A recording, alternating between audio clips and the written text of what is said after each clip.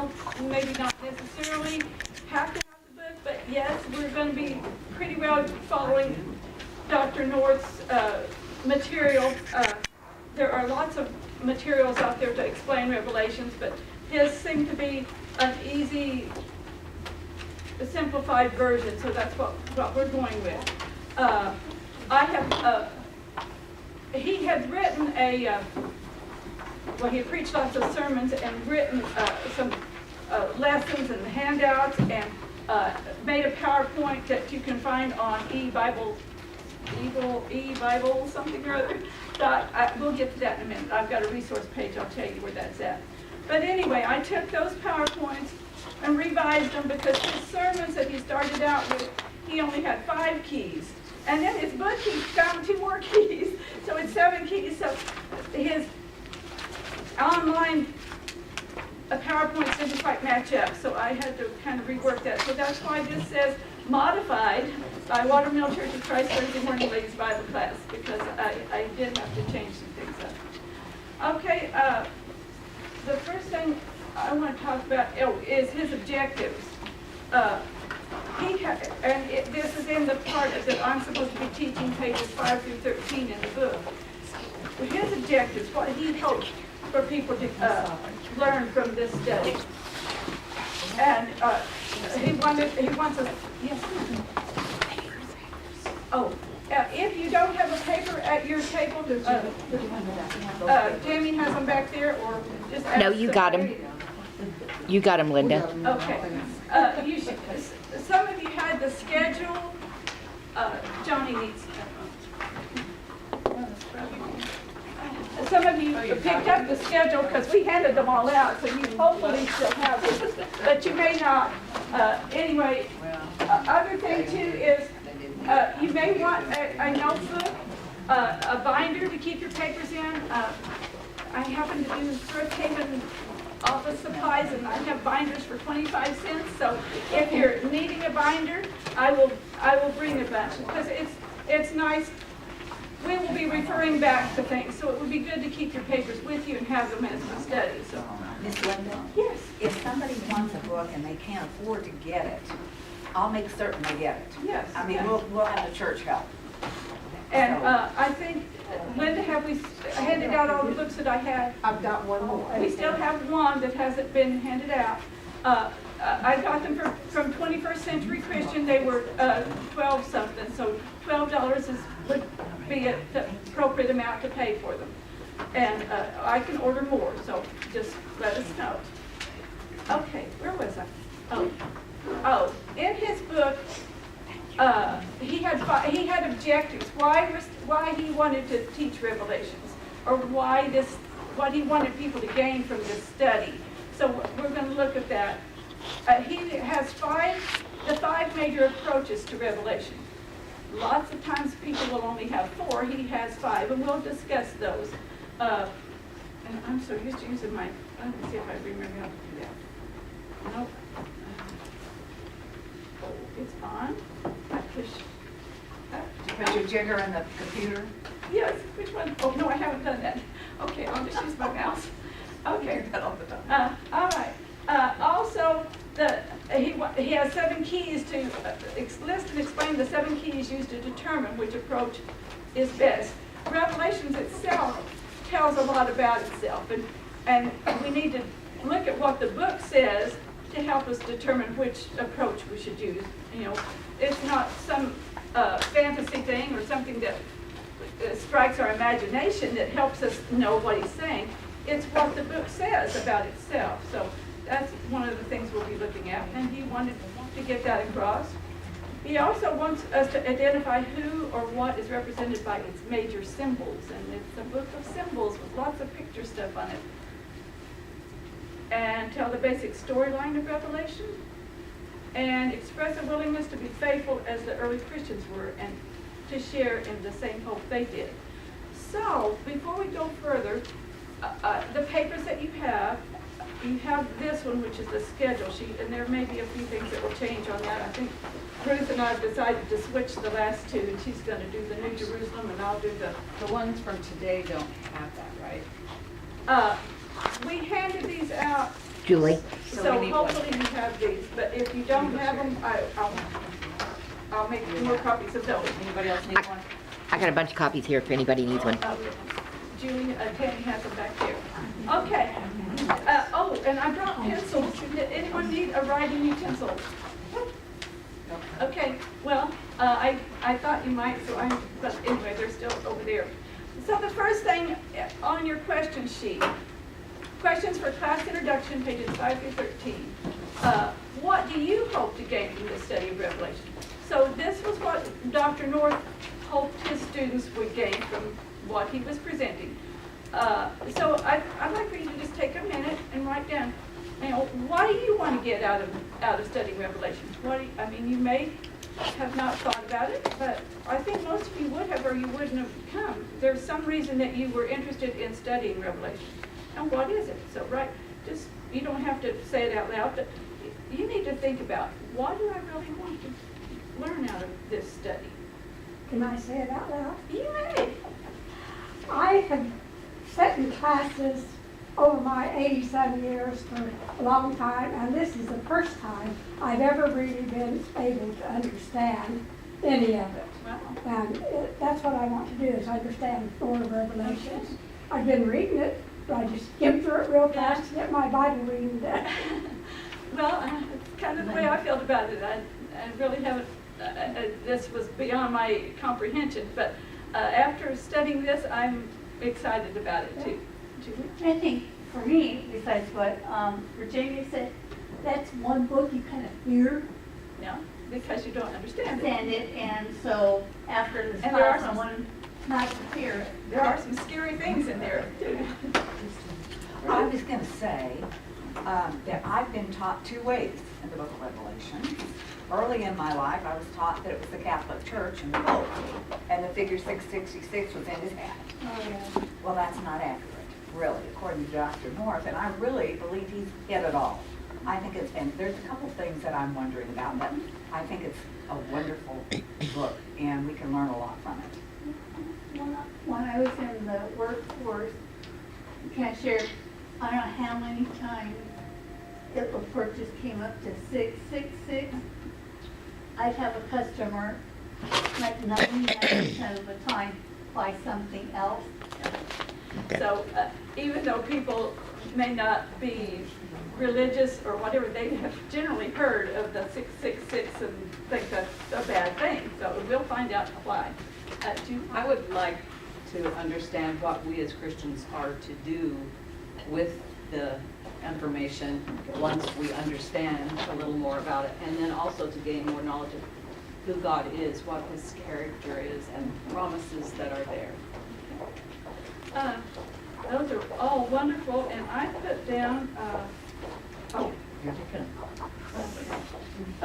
my objectives were obtain a basic understanding of the book, study together using Dr. North's material and other resources, and to grow in love and trust in God, to be able to live faithfully through all of this world's struggles. And Revelation talks about struggles, and we all have struggles in our life. Okay. This is an introductory material, so we're going to look at what it is we're studying. So the book, Dr. North's book, he outlines the book a little different, because his purpose in doing this is not to go into detail about every chapter and verse. His purpose is for us to understand the picture, and we'll talk about how it's a drama, it's a picture, it's not written to be studied like word for word. It's God is portraying, visualizing what the spiritual is like. So he divides it into chapter 1, which if you look at your schedule thing, I have those in the boxes. Lesson 1, lesson 2, lesson 3, lesson 4, lesson 5, lesson 6. Well, I should have put chapter, I guess, because that's what he's got. But and our chapter 1, lesson 1, well, I put the introduction, I've taken a little bit out of chapter 1 for the introduction. There's the introduction. We don't all have that page, Linda. Okay. Tammy has them right back there, so just, Oh, I'm sorry. Who doesn't have that page? Here, I'll come pass them out. You don't have it. It would be helpful because it will help you understand how we're going to approach this study. Okay. Okay?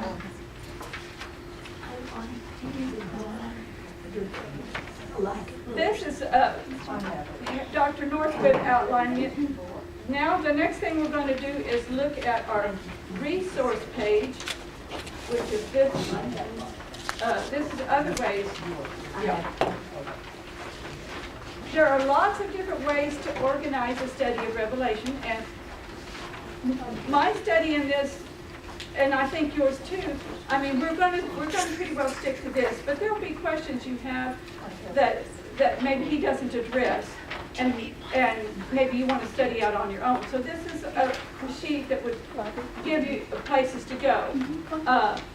The top of it is, since I bought the books from 21st Century Christian, I went ahead and looked to find what other books they had on Revelation. So they're listed there. And then there's the resources that Dr. North recommended, some different books. And these are the ones that, at the bottom of your page, books that we actually have in our library. So you're welcome to check those out and use those to study. For my study, I have done the online stuff. Basically because I don't have room to have a whole lot of books spread out all over my desk, and also because I can copy and paste off of these and use in my lesson. These are online, these are Church of Christ resources, and all of those are free to use, free to download and copy their material and read through it whatever you want. So that I really appreciate that, because that's the way we should be treating God's Word. It's something we want everybody to share and know. It's not something we want to charge people for. So they are some really good resources, and you will find as we go through today's, I will refer back to several of these. There is one that I've got, I don't have it up here, but on yours that I have in a box, it's called BibleProject.com. And it's a visual, and we'll talk a little bit more about that here. Since the book is a visual book, it's nice to see some pictures to kind of help you really understand that better. The bottom of the online page is videos. These are men who have taught the book, and they have a YouTube video or a video online you can go to, and you can listen to all that they have to say. So if you have a question on something, you can look any of these up. I found that very helpful. Oh, there it is. Oh, this is the Bible Project. I will show you more about that later. He sent me all his notes. Now, Do we have that? If you want him, yes, I know, you have, it's on the back of your... I got it. Okay. Thank you. Uh-huh. And the next thing, Bill McFarland, we all know he's a wonderful teacher, and he's taught this several times, and I just really needed his help, and so I asked him to please look over our material and give us some suggestions. So this is on the back of your question sheet. I thought it was worth printing out for you to have. I think it will be a really good guide for us. He sent me cards. He said, his first suggestion was listen to what Revelation says about itself, and we've already kind of talked about that. It's really important for us to listen to what it's saying it means and what it's talking about itself, instead of just thinking on our own. And he also said Revelation is revealing one thing, not a bunch of different things, which was really, and Dr. North agrees with that, and several other people that I've studied it. It's not a sequential story that this happens and this happens and this happens. It's talking about one thing from different perspectives, and we'll see more about that later. It's meant to be studied. It's not meant. Revelation is meant to be studied, to be seen. Yeah, not studied one verse at a time. It's a visual picture of what God wants us to know. So we need to see it. It's meant to help the church understand itself. And he said, don't overlook the blessing. Revelation 1 verse 3. Blessed is he who reads and those who hear the words of this prophecy and keep those things which are written in it, for the time is near. Wow. And he said, the blessings are important, but don't forget, he's asking us to do something. What's he asking us to do? Which is kind of what Taylor was talking about earlier. Keep these things. Right. We're to read it, and then we're to keep the words. We have something to do. Keep those things which are written. And he said, Revelation, I thought this was really interesting. I hadn't thought about this. Revelation connects Genesis to the end of the story. All that went wrong in Genesis 3 gets set right. Wow. Isn't that just amazing to think about? All the things that went wrong in our world, and God has a plan, always has had a plan for it to be set right. Okay? And this is some repetitive stuff, but just different people saying things. It's Dr. North said this. It's told in a series of visions or dreams. And it's not being taken in chronological order. It's but as visions or dramas that are telling the same story from different perspectives. So it's the same story, just different ways of looking at it. And this is where I came up with the BibleProject.com. I blew up one of their pages, and because this, I wanted us to, I blew up several of them to just look at different parts of it. They said 3 sets of 7 divine judgments. Some people think it is literal sequence of events, past, present, or future. But notice the bowls, which the bowls are the last thing that we'll get to on your schedule sheet. There was there's the throne, seals, and trumpets. The bowls is not mentioned here, but the bowls are in there anyway. There are, first of all, there'll be seals, and then there'll be trumpets, and then there will be bowls. Well, the bowls are contained within the 7th trumpet. The trumpets are contained within the 7th seal. It's like a 70 stacking dolls, you've seen.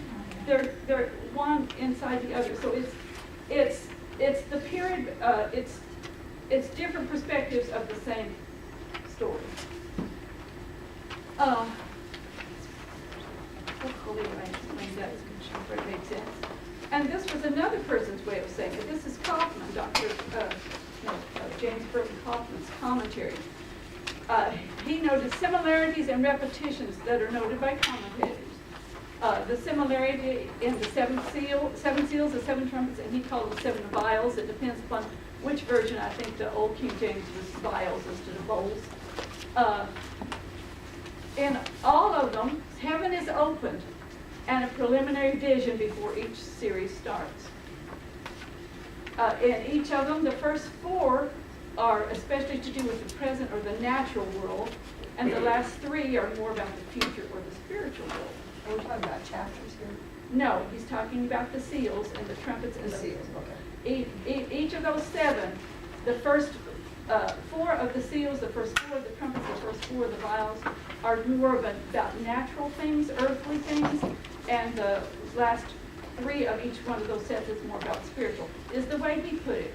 I'm not so sure if I agree with that entirely, but we will study it out and see what we think. But this was his take on it. In each series, there is an episode after the 6th, which is either an elaboration of the 6th or an introduction to the 7th. So after the 6th seal, there's a little interlude, and then there was the 7th seal. After the 7th trumpet, there's a little interlude. After the 6th one, and then there's the 7th one. That was interesting. And he says they portray the same events in similar language. Each portray victory of the righteous and destruction of the wicked. And the victory of the redeemed predominates in the seals. Destruction of the wicked predominates in the vials and the bowls. We'll have to see that. And he says, note the progress in the severity. In the seals, 1/4 of the earth was affected. In the trumpets, it's 1/3, and in the vials, it's all. And those are all just ways he saw it. And I'm not wanting us to necessarily take his word for it. We want to, as we study through, see if this is really the way it is. That was his take on it. Now this is from John Mark Hicks. The way he sees 4 visions. Now remember on that Bible Project thing, they had 3 visions, or 3, so anyway, this is the way this gentleman sees it. He sees the kingdom begun. Jesus has overcome. That's chapters 1, verse 9 through 3:22. In other words, Jesus came to do what he was going to do. He's overcome. The kingdom begins. Then the kingdom comes, the heavenly perspective, in 4 through 16. And then the kingdom comes, the earthly perspective, 17 through 21:8. And then the kingdom fully realized in the New Jerusalem. So that's his way. Who is he telling us that's different? Well, he's a member of the church. I'm not sure, I think Tennessee area or something. This is different authors. Okay. I did want to mention this because I found it very helpful. This is the BibleProject.com. They have picture outlines of every book of the Bible. I guess one thing I like about it, they're not dogmatic on this is the way it is. Like he presents a different ways that people see it, and he does tell what he thinks, which all of us would. But he's not going to say, well, this is all the only way there is to it. And I think any of us need to be open-minded and look at it, and God gave us a mind to think and to reason, and he gave us his word to help us understand it. So we should be able to understand it. This is something you would listen to there are 2 videos. The first one is chapters 1 through 11. The second one is chapters 12 through 22. They're each about 12 minutes long. And I was going to see if I could show you how it looks here, just to kind of let you see what happens with it. And then I'll get out. The book of the Revelation of Jesus. The author of this book, which is not called Revelations, by the way, is named after the beginning. It was written by John, which could refer to the beloved disciple who wrote the Gospel and the letters of John, or it could be a different John, a messianic Jewish prophet who traveled about and taught and heard We don't know. Whichever John it may be. Anyway, that's just a little glimpse of how to get into it, to look at it. So you can go to BibleProject.com and you can read it, listen to it. I think would be worthwhile. Okay. Now I think we're back to maybe where our question sheet is. Okay. We did the first, what do you hope to gain from this study of Revelation? Now, number 1, what does the term revelation, which the Greek word is apocalypse, I think I'm saying that right, what does that actually mean? An Does unknown anyone fact? know? Unknown fact? Unknown fact?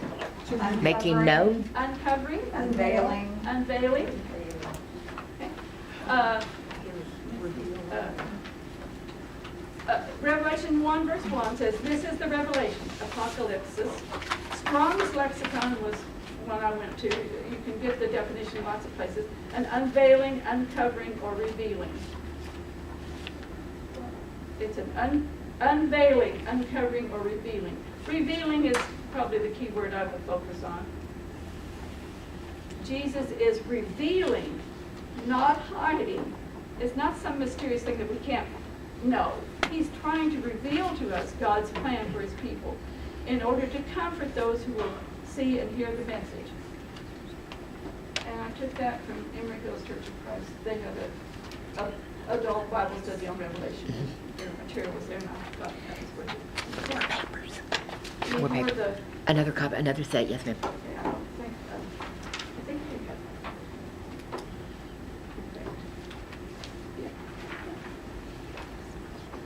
Thank you. Robin, do you have? Okay, are there any more extra copies laying around? All of them. All of the teachers should have extra copies All because of the, except the teacher list.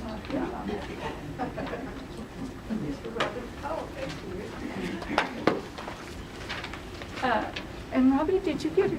Okay, and here's you an extra.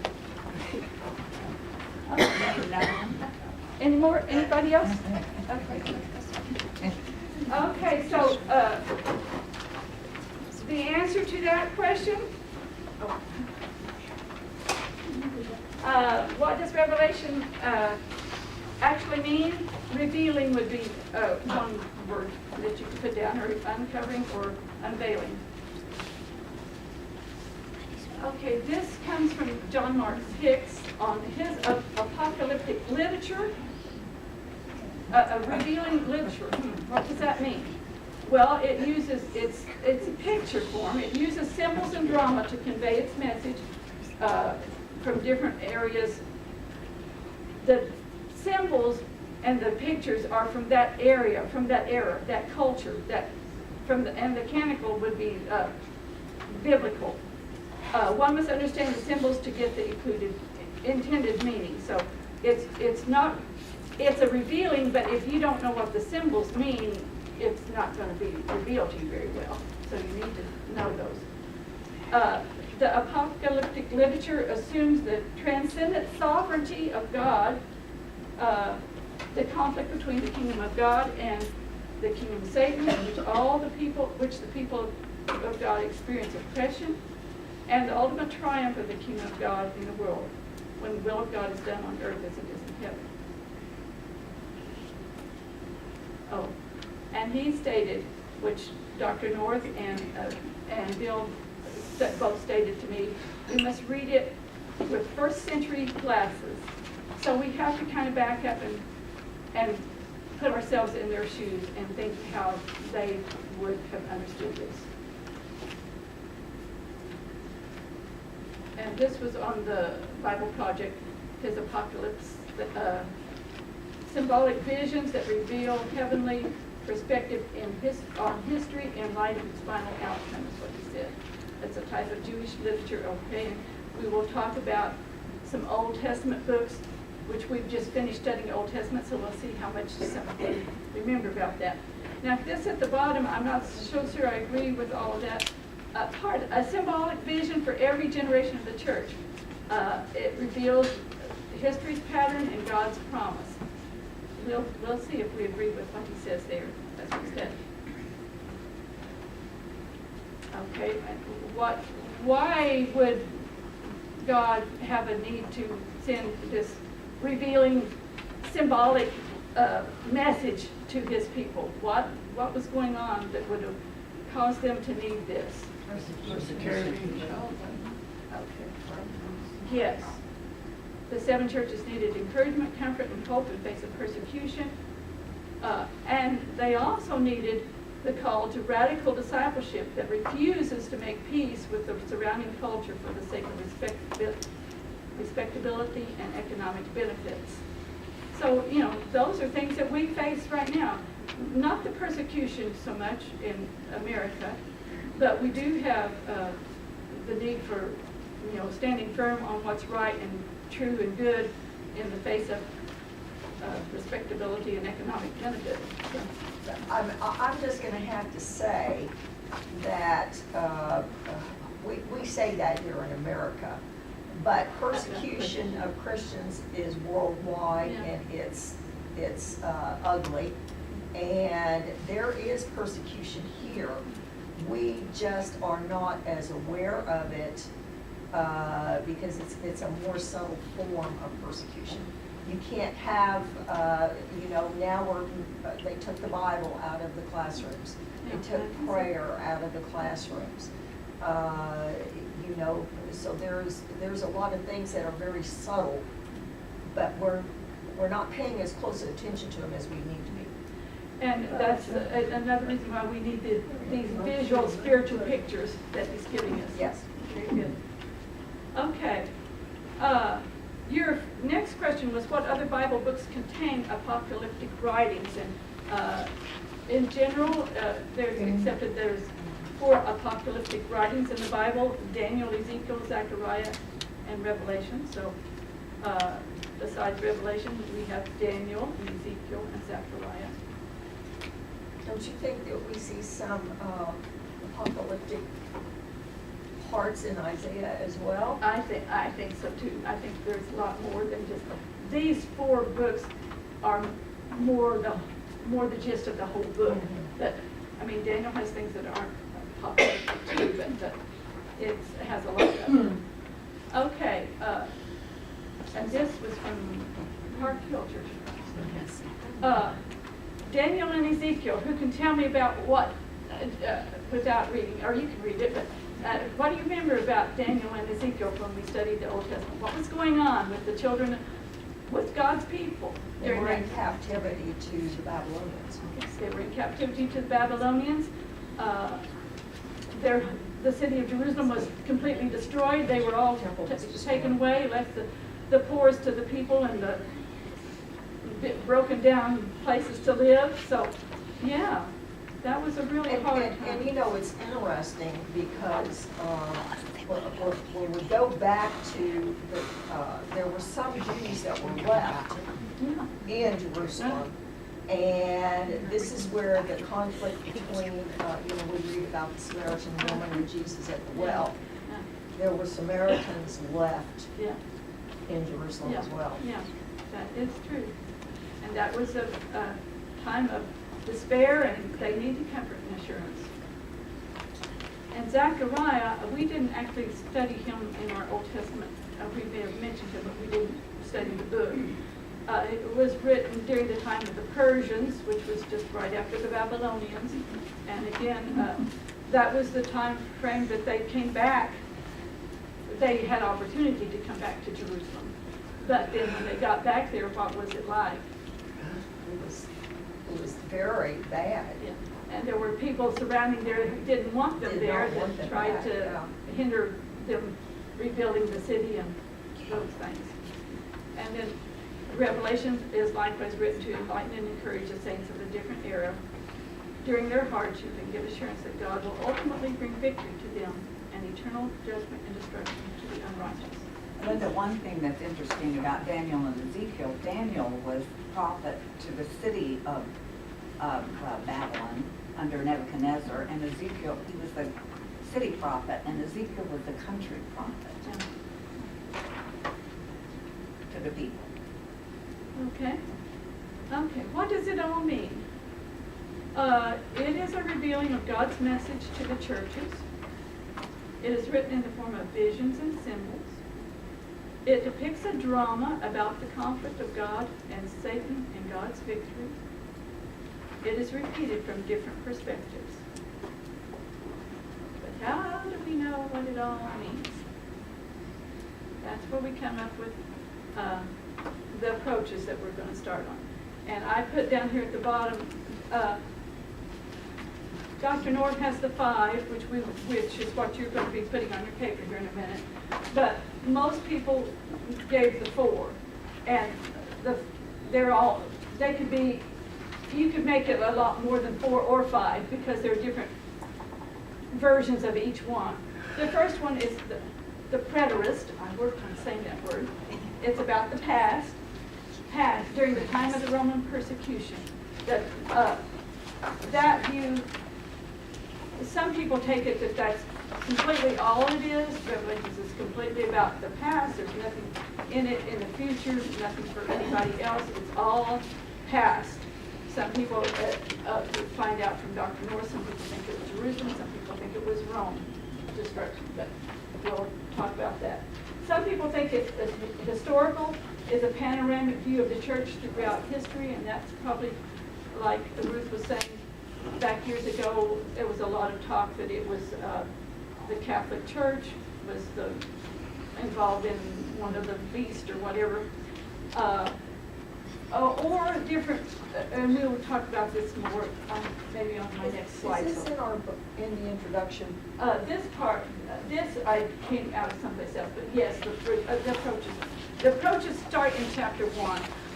Pages 10 and 11 in the book. Yeah, thank you, Julie. Okay, thank you. he starts talking about the common views of Revelation. Okay, and then there's the spiritualists, which stress moral and spiritual elements, ultimate triumph of good or evil. And the futurists, which is where the premillennials and the amillennials, the literal views of end times, where they try to take more of the symbols as literal and the times as literal instead of as symbolic. Okay, but the ones that Dr. North we're going to focus on are these. The first one is the fall of Rome. That's one approach. The second one would be the destruction of Jerusalem.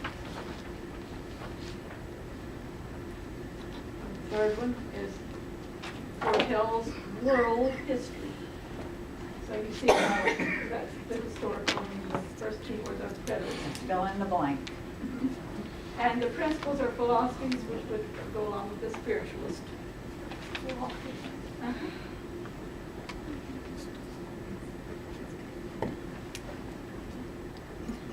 In the future time, which would be the futurist.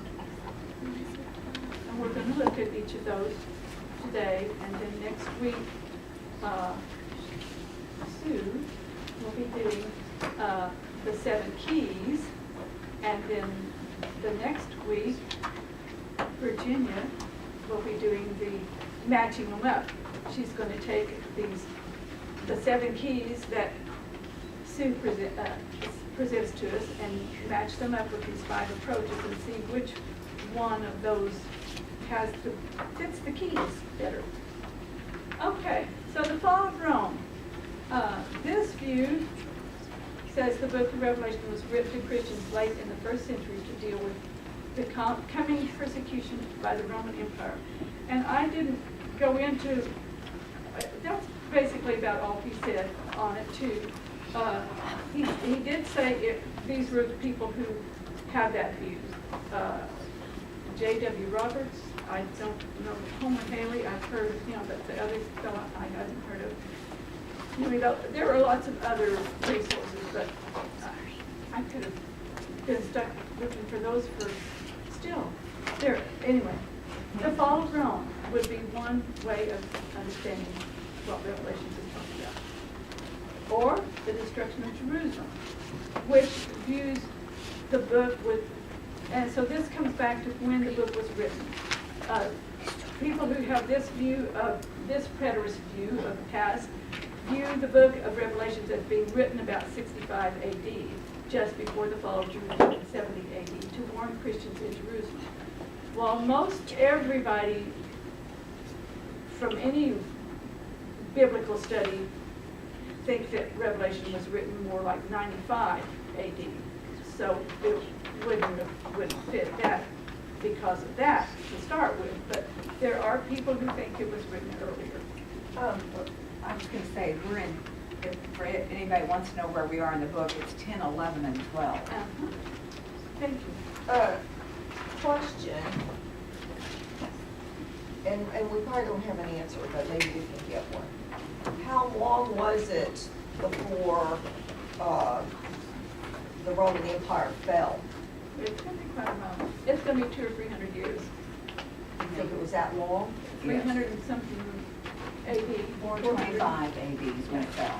We'll have some charts on the time periods of the Roman emperors and stuff, and we'll look at that. Okay, this belief was held by Foy E. Wallace, his book of Revelation. He was a Church of Christ preacher, wasn't he, Foy E. Wallace? Yeah, he's Yeah. great. Like back in the older days. Yeah, This book that I found on 21st Century Christian was 2021, so it had to be a reprint of his because Yeah, he's been gone a long time. Yeah. Okay. Yeah, so kind of like, it's like Ruth was saying about what she had, when she was growing up or earlier, it was all about the Catholic Church, that this was, well, people have studied and realized, no, that's not. When you really look at Revelation, that's not it. And this gentleman, when he wrote, this is the way he saw it. But the more you study and the more material comes out, you begin to see things a little different. So, even us, as we study through this, we may look at it and think, I think this is what he's trying to say, and then we may get more information and say, oh, I didn't realize that. So, you know, we're open to looking and especially to studying God's Word and finding out what it says and taking it, and not just jumping to conclusions about things we see around us that remind us of certain things that are happening in the book. There's a lot of things that will remind us of, in this world, that will remind us of Revelation. The foretells world history. That view says that the book of Revelation was written to predict major religious and political events in the world history between the first and second comings of Christ. So it's going to be more like, okay, this vision here was describing the Romans, this vision here was describing Hitler, this vision here was describing Mussolini. I'm just spouting out names. I really don't remember what those guys did. Well, Hitler I do, but anyway.